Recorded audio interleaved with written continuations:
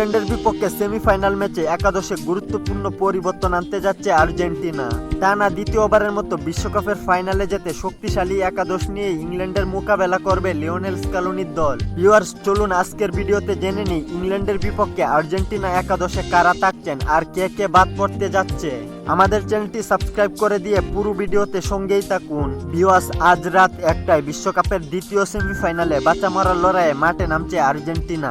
এই ম্যাচে একাদশ নিয়ে কোনো ভুল করতে চায় না লিওনেল স্ক্যালোনির দল। শুরু থেকেই শক্তি বাড়িয়ে একাদশ সাজাবে তারা। দ্বিতীয় সেমিফাইনালে ইংল্যান্ডের বিপক্ষে আর্জেন্টিনার গোলরক্ষকের দায়িত্ব সামলাবেন এমিলিয়ানো মার্তিনেজ। বিশ্বকাপের প্রথম দিকে কিছুটা খারাপ খেললেও আস্তে আস্তে নিজের ছন্দে ফিরেছেন এমি। সুইজারল্যান্ডের বিপক্ষে দুর্দান্ত কিছু সেভ দিয়ে প্রমাণ করেছেন তিনি এখনো ভরসার যোগ্য।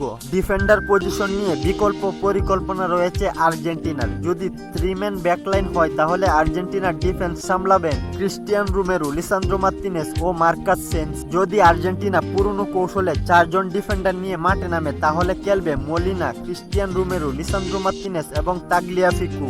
মিডফিল্ডার পজিশনেই থাকবে আর্জেন্টিনার চমক। বাদ দেওয়া হতে পারে রদ্রিগো ডি পলকে। তার পরিবর্তে এই ম্যাচে সুযোগ পেতে পারেন জুলিয়ানো সিমিওনে। তার সাথে মিডফিল্ডার পজিশনে আরো থাকবেন এনজো ফার্নান্দেজ, অ্যালেক্সিস ম্যাকঅ্যালিস্টার এবং লিয়ান্দ্রো পারেদেস। মিডফিল্ডে দ্বিতীয়ার্ধে বদলি হিসেবে নামতে পারেন ভ্যালেন্টাইন বার্কো ও নিকো পাজরা।